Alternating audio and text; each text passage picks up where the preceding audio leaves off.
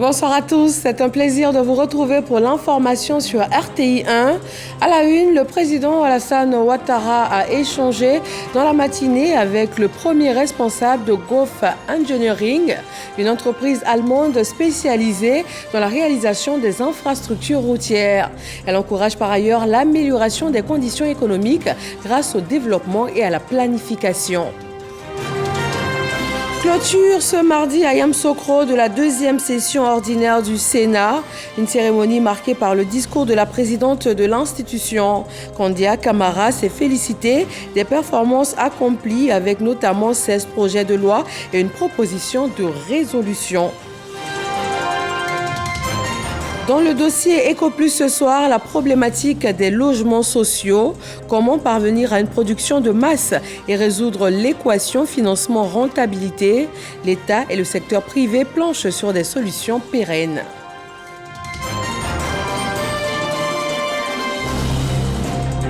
Et puis, dans le centre de Conakry, la capitale guinéenne, des mesures d'urgence pour venir en aide aux personnes sinistrées par l'explosion du principal dépôt de carburant du pays. Au moins 14 personnes ont été tuées et 190 blessées dans l'incendie. Bienvenue. Le président de l'entreprise allemande Gulf Engineering a été reçu ce mardi par le chef de l'État. Elle est présente en Côte d'Ivoire dans le secteur de la réalisation des infrastructures routières. C'est une entreprise qui encourage par ailleurs l'amélioration des conditions sociales et économiques grâce au développement, à la planification et à la mise en œuvre d'infrastructures essentielles sur le continent africain. Et ce mardi, à Yamoussoukro, les sénateurs se sont réunis pour la clôture de la deuxième session ordinaire. La présidente du Sénat, Kandia Camara, a dressé un bilan positif. Elle souligne son engagement à contribuer au rayonnement de la Côte d'Ivoire. Herman Guivet. Cérémonie de clôture de la deuxième session ordinaire 2023 du Sénat. Pour la circonstance, les sénateurs ont revêtu leurs apparats. Témoin de l'événement, le haut représentant du chef de l'État, Gilbert Kafana Koné, avec lui, les présidents des institutions, tous aux côtés des sénateurs, pour suivre avec attention le discours de clôture prononcé par la présidente du Sénat. Kandia Camara ne manque pas de rappeler l'intensité des activités qui ont marqué l'actualité du Sénat au cours de cette deuxième session ordinaire 2023. Notre institution a adopté au total 51 projets de loi, dont 35 au cours de la première session ordinaire et 16 lors de la deuxième session ordinaire. Le Sénat a connu une production législative abondante au cours de cette année 2023. Il y a lieu de relever également l'impact de nombre de ces textes adoptés sur la vie des Ivoiriens et de la nation tout entière, à savoir le projet de loi portant statut de réfugié, les 4 projets de loi relatifs aux districts autonomes, le projet de loi relatif à l'enseignement supérieur, à la recherche et à l'innovation, le projet de loi d'orientation de la jeunesse, le projet de loi portant statut général de la fonction publique, le projet de loi portant statut du corps diplomatique, le projet de loi sur les start-up numériques et bien entendu le projet de loi de finances portant budget de l'État pour l'année 2024. Toutes ces lois traduisent la vision du président de la République et du gouvernement d'offrir aux Ivoiriens la meilleure qualité de vie possible au regard des moyens dont dispose notre pays. Notre institution a eu l'honneur de recevoir en audience de nombreux chefs de mission diplomatiques accrédités en Côte d'Ivoire. L'action diplomatique de notre institution sur la scène internationale a été marquée par notre participation à plusieurs rencontres de haut niveau. Je voudrais saluer l'excellente collaboration entre les 2 chambres du Parlement de notre pays. Je voudrais exprimer ma profonde gratitude, ainsi que celle de l'ensemble des sénateurs, à son Excellence M. Alassane Ouattara, président de la République de Côte d'Ivoire, dont le soutien ne nous a jamais fait défaut. Un pan important de ce discours, ces mots particuliers destinés aux jeunes de Côte d'Ivoire. Jeunes de Côte d'Ivoire, vous continuerez d'être la prunelle des yeux du président Alassane Ouattara, non pas seulement pour l'année 2023, mais également pour les années à venir. Il vous appartient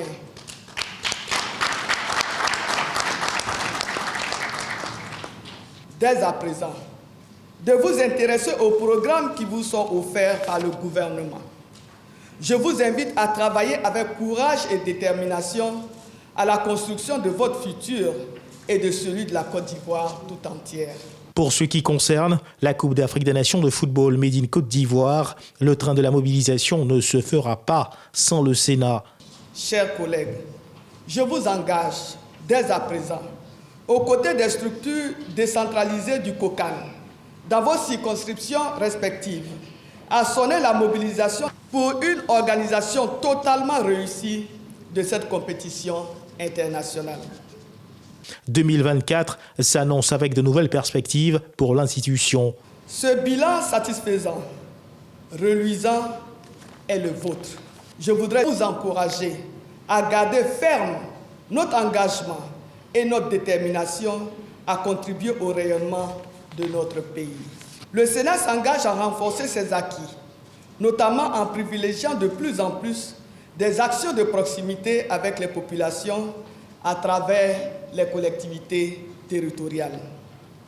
Le renforcement de la décentralisation dans notre pays demeure une préoccupation majeure pour notre institution. Aussi, au cours de la session ordinaire prochaine, nous nous attellerons à la mise en œuvre effective de notre mission de représentation des Ivoiriens établis hors de Côte d'Ivoire.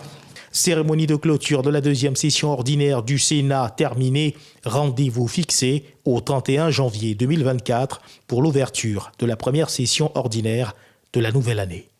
Au terme de cette cérémonie officielle, des sénateurs se sont prononcés au micro de nos reporters. Nous vous proposons de les écouter. J'ai beaucoup apprécié le message qu'a livré Madame la Présidente du Sénat, un message d'espoir, un message rassembleur et un message d'engagement. Elle a mis en avant la complémentarité et la synergie d'action que nous avons toutes les deux chambres, aussi bien au plan diplomatique, parce que nous avons une diplomatie parlementaire qui est très, je dirais pas agressive, mais qui est offensive, grâce au leadership du président Alassane Ouattara. Et nous avons ici une bonne combinaison. Perspective pour l'année 2024 et aussi son appel aux éléphants. Elle s'est engagée à ce qu'on lutte pour qu'on augmente le budget des collectivités. Ça, c'est quelque chose de très intéressant. Discours mémorable. Elle a rappelé les différentes lois qu'on a eu à voter pendant cette deuxième session. Je suis très satisfait d'avoir participé à cette session-là. Et puis, bon, nous allons nous retrouver, nous allons en vacances maintenant, nous allons nous retrouver à la fin du mois de janvier. Lors de son discours, la présidente du Sénat a invité les sénateurs à être des ambassadeurs auprès des populations dans leurs différentes localités pour la réussite de la Coupe d'Afrique des Nations. Elle leur a demandé de s'impliquer aux côtés des structures décentralisées du COCAN. Kandia Camara a par ailleurs été désignée présidente d'honneur du Comité national de soutien aux éléphants. Herman Guivet. La présidente du Sénat de Côte d'Ivoire, Kandia Camara, élevée au rang de présidente d'honneur du Comité national de soutien aux éléphants. Nous sommes venus sonner la mobilisation au Sénat et investir Madame la Présidente Kandia Camara, qui dans une autre vie a défendu sportivement les couleurs du pays.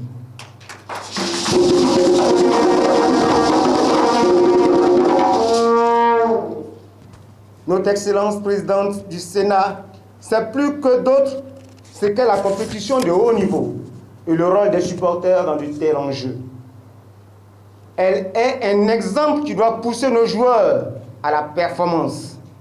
C'est la raison pour laquelle nous avons choisi de l'installer comme présidente d'honneur de notre Comité national de soutien aux éléphants. Kandia Camara reçoit ses attributs de présidente d'honneur, des attributs qu'elle portera fièrement pendant la Coupe d'Afrique des Nations de football qui se déroulera ici en Côte d'Ivoire à chaque sortie du 11 national.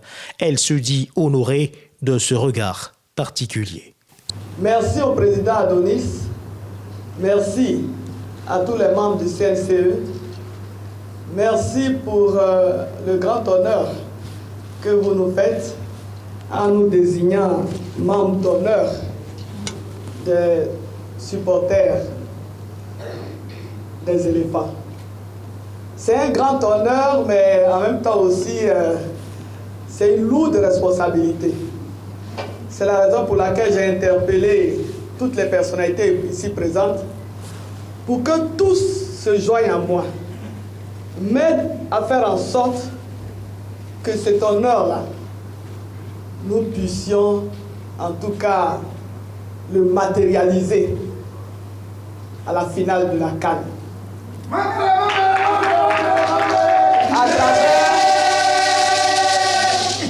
À travers une belle victoire des éléphants de Côte d'Ivoire. Et c'est possible.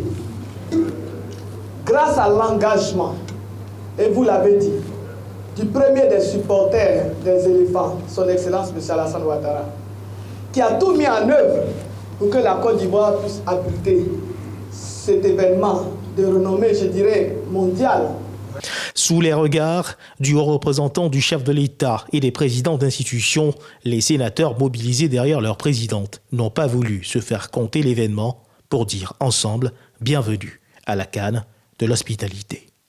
Et les initiatives se multiplient pour dire ce fameux bienvenue à la CAN.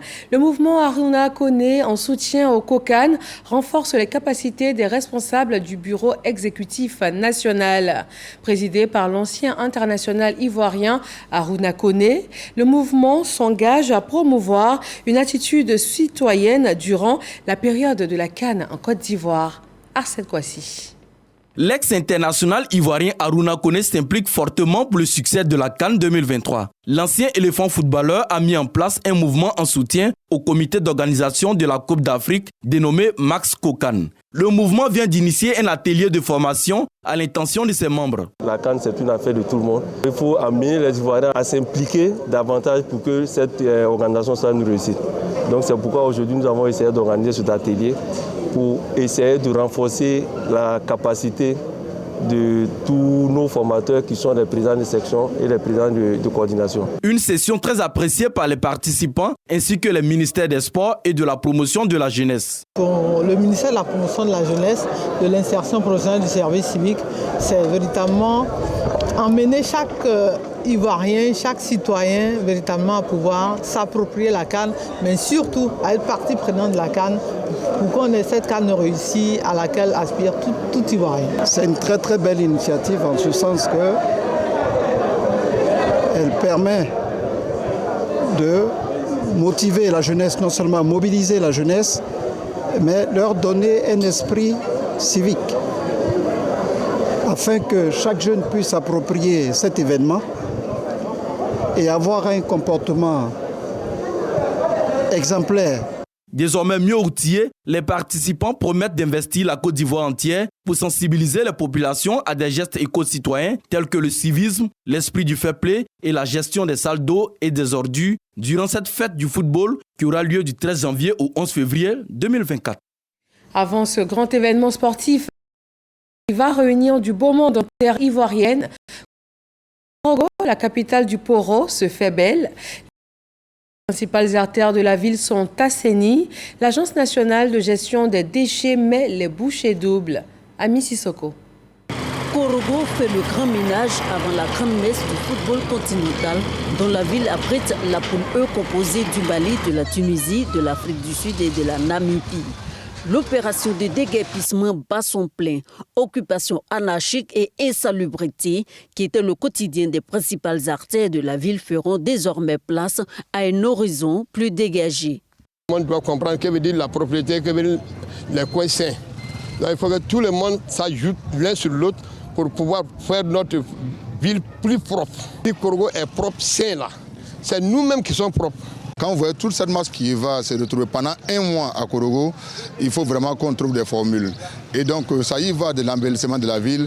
Mais je pense que dans 1 an, 2 ans, les gens verront les retombées. Parce qu'après la CAN, c'est nous qui allons apprécier encore notre ville. Cette opération n'est cependant pas du goût de tout le monde. on veut que la CAN se joue en Côte d'Ivoire. Mais le fait de casser les coins là, normalement, ça va mettre des jeunes en chômage. Il y a des gens qu'on a employés, on va les libérer. Et là, ils font comment? Voici mon coin. En pleine fête, vous nous avez détruits, on est détruits. Sans prévenir, rien. Nous pensons que c'est pour le bien de la population, seulement que ça nous compromet beaucoup, ça nous fatigue beaucoup, nous qui nous débrouillons. À la manœuvre, l'Agence nationale de gestion des déchets ANAGED. Elle n'est pas d'avis avec les commerçants qui disent ne pas avoir reçu l'information de déguerpissement. C'est un message qui est passé depuis le mois de novembre. Le ministère de l'Hydraulique, de l'Assainissement et de la Salubrité a fait passer des spots à la télé pour demander à tous les commerçants de libérer le domaine public. Et là, nous sommes dans la phase pratique. L'opération de déguerpissement concerne toutes les villes devant abriter les matchs de la CAN. À Korogo, elle est supervisée par le préfet de région, préfet du département de Korogo, André Ekono. Il appelle la population à soutenir cette action de l'État. Nous avons voulu libérer les trottoirs pour que la circulation soit plus facile.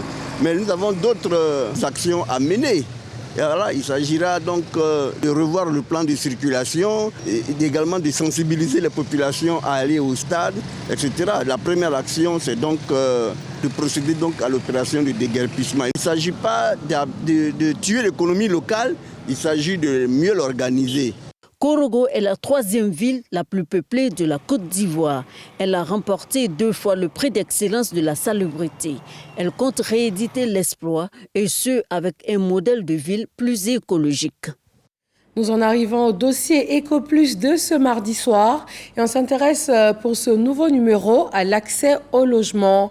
Les chiffres officiels font état d'un déficit de logement de 830 000 unités, plus 10% chaque année. La solution passe par résoudre l'équation financement-rentabilité. L'État et le secteur privé envisagent donc la production en masse de logements afin de satisfaire la forte demande. Mama Traoré.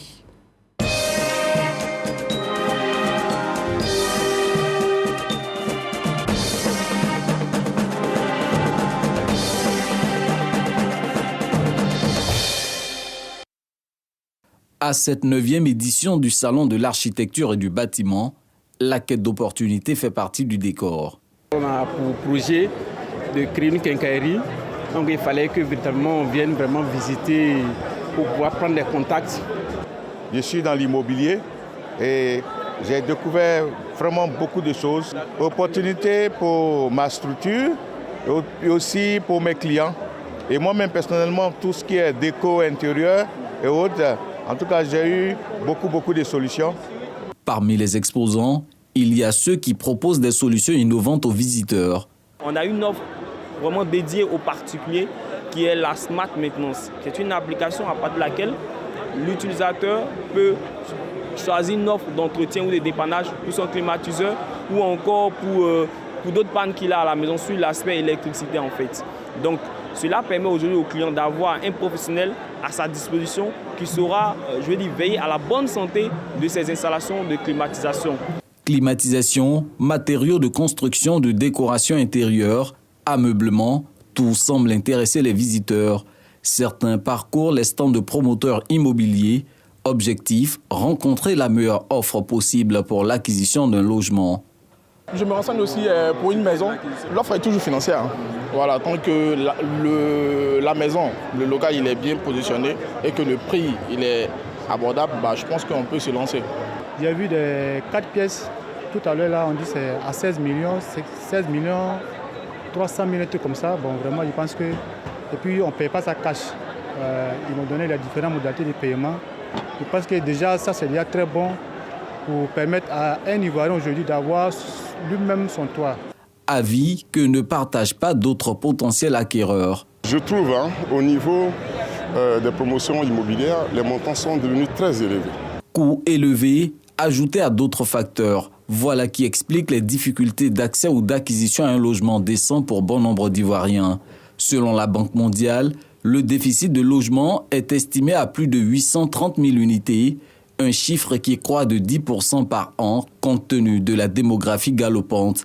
Acteurs principaux de la production, les promoteurs immobiliers peinent à satisfaire une demande pourtant forte, surtout sur le segment économique et social. La première difficulté, c'est les coûts, parce qu'en face, on a des acquéreurs qui veulent donc être bien logés, mais pouvoir payer sur de très long terme. Donc, ils veulent repartir sur le système location-vente. Aujourd'hui, ça, c'est un peu difficile, parce que le crédit bancaire que nous, la banque nous octroie, on doit rembourser généralement entre 1 an et demi, 2 ans. Certains constructeurs semblent avoir cerné de telles difficultés. C'est le cas de cette entreprise réputée dans la vente de maisons au standing. La firme projette de bâtir dès 2024 1300 appartements et villas à Aoué, site en périphérie de la voie de contournement d'Abidjan, la Y4. On a aujourd'hui des partenaires. Un partenaire essentiel qui est la Caisse de dépôt et de consignation de Côte d'Ivoire qui nous a fait confiance sur ce programme-là et des banques qui nous accompagnent sur ce type d'opération. Quand vous faites des milliers de logements, vous avez des milliers d'ouvriers sur votre chantier, il faut être capable de les traiter. Il faut aussi que vous ayez des équipes internes suffisamment solides pour la conduite de ce type de programme. Produire en masse et faire mieux que les 30 000 logements sortis de terre à la faveur du premier programme présidentiel de logements sociaux lancé il y a 10 ans, c'est ce qu'envisage de faire l'État. Avec une série de réformes initiées, le ministère de la Construction dit cette fois tenir le bon bout afin de fournir aux ménages demandeurs un toit décent. 2024 verra le lancement d'une phase d'urgence de construction de 25 000 logements à Abidjan, comme à l'intérieur du pays. Cette fois, l'accent sera mis sur la location-vente et la location simple. Nous sommes vite rendus compte que laisser le secteur privé totalement gérer la commercialisation produirait le même résultat que nous avons eu jusqu'ici, qui est le fait que plus de 80% de nos concitoyens ont été laissés en marge de ce projet-là. C'est la raison pour laquelle, à travers les projets, notamment le programme d'urgence, l'État lui-même a pris le devant des choses pour mobiliser les financements, pour faire réaliser les projets par le secteur privé, puisque l'État n'a pas vocation à construire lui-même, et pour gérer l'aspect commercialisation à travers l'Agence nationale de l'habitat, pour s'assurer que nous ayons un mode de sélection des bénéficiaires qui soit le plus transparent, le plus clair et le plus cohérent possible. Ce programme gouvernemental prometteur est chiffré à environ 500 milliards de francs CFA, dont 100 déjà mobilisés. D'autres intentions d'investissement privé sont annoncées pour un total de 400 000 bâtisses à livrer dans les prochaines années. Autant dire qu'un soleil nouveau se lève sur le secteur de l'immobilier en Côte d'Ivoire. Logements sociaux, promouvoir la production de masse, un dossier EcoPlus signé Mama Traoré. Direction le Sud Comoé, la mission de suivi des projets de développement du Conseil régional nous conduit dans le département d'Aboasso. À Maféré, à Afienou, des travaux de bitumage sont en cours et le chantier d'un hôpital général va bientôt démarrer. Jean-Marc Djadji. Le président du Conseil régional du Sud Comoé, le docteur Eugène Aka Awele, visite le village d'Afienou et la commune de Maféré. Objectif, s'assurer de l'état d'avancement des travaux de développement en cours dans ces deux localités. Le bitumage de l'axe Maféré-Kwakro en passant par Afienou et la construction d'un hôpital complet avec tous les services dans la commune de Maféré. Satisfait des travaux, le docteur Eugène Aka Awele a rappelé les efforts de l'État pour le développement d'Afienou et de Maféré. Il insiste sur le désenclavement de la zone. Je suis donc venu pour m'assurer de l'effectivité du démarrage des travaux de construction de cet hôpital. Je voudrais en profiter pour rendre hommage à son Excellence le Président de la République, car c'est sa seule volonté qui a permis de budgétiser ces travaux. Le bitumage, nous voudrions, au nom de la population, lui adresser toute notre gratitude. Nous avons constaté que les travaux ont bien repris, que l'entreprise est en train donc d'essayer de rattraper le retard dû à la forte pluviométrie. Nous avons essayé de leur donner quelques conseils pour qu'ils accélèrent effectivement les travaux. Prévu sur une superficie de 4,3 hectares, l'hôpital général de Maféré comprendra 22 à 23 bâtiments, avec une durée de réalisation de 24 mois.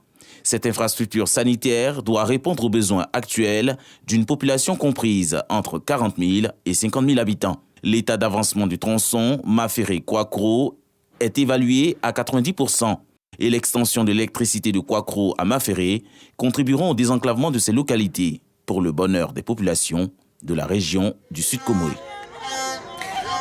Dans l'actualité politique, élection sénatoriale partielle 2023 dans le Guémont, 10 listes sont en course pour 2 sièges.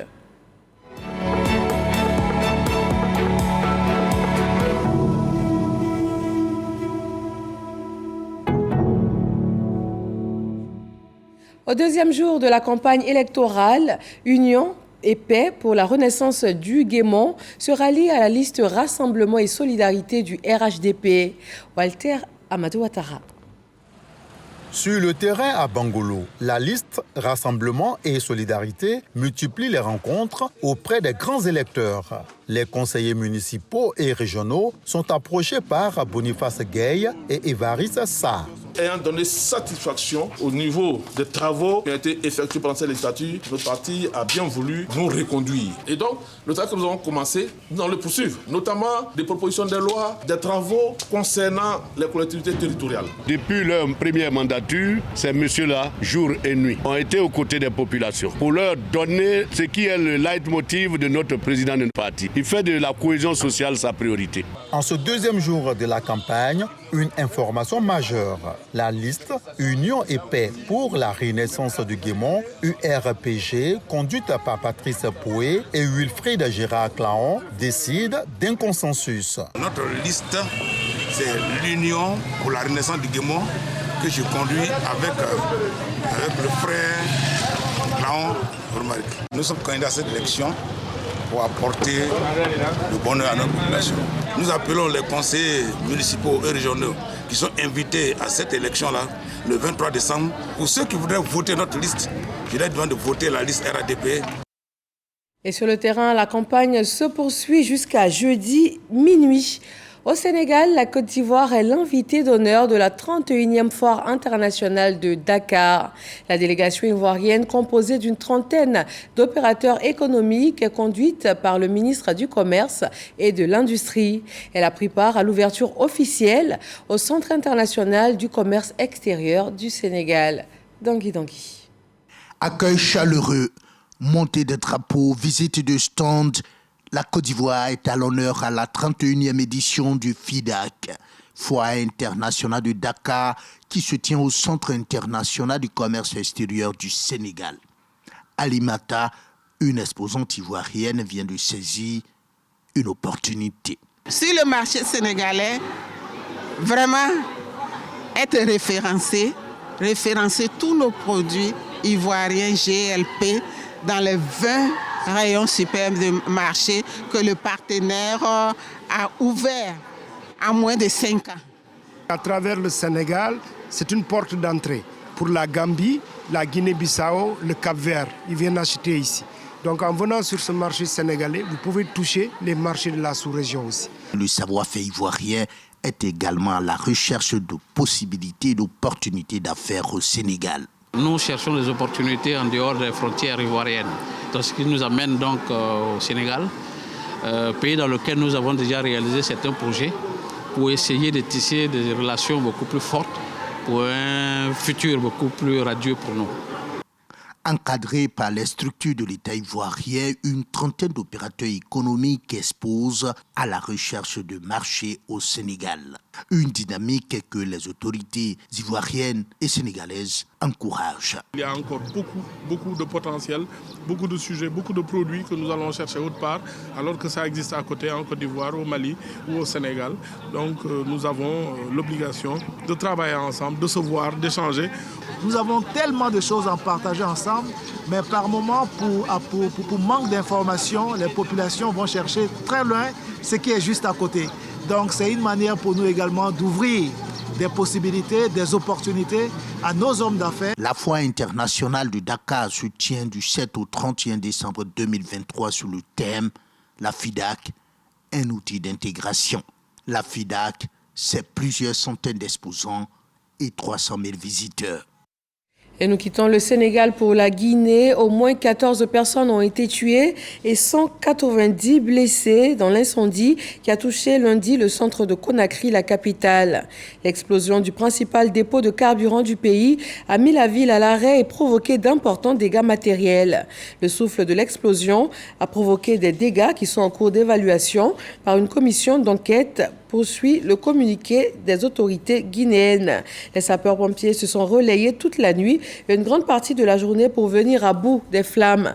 L'incendie a été maîtrisé dans l'après-midi selon le gouvernement et des mesures d'urgence sont mises en place pour venir en aide aux populations sinistrées. Et c'est la fin de ce 20h. Retrouvez dans quelques minutes sur nos antennes. RTI 1 reçoit 3 ministres du secteur éducation-formation sur le plateau de Hamza Diaby pour faire le point des réformes, des infrastructures réalisées et des actions majeures posées en cette année dédiée à la jeunesse. Le ministre de la promotion de la jeunesse, de l'insertion professionnelle et du service civique Mamadou Touré, la ministre de l'Éducation nationale et de l'alphabétisation Marietou Koné, et le ministre de l'Enseignement supérieur et de la Recherche scientifique, Adama Diawara. Voilà, nous souhaitons de passer une agréable fin de soirée sur RTI 1.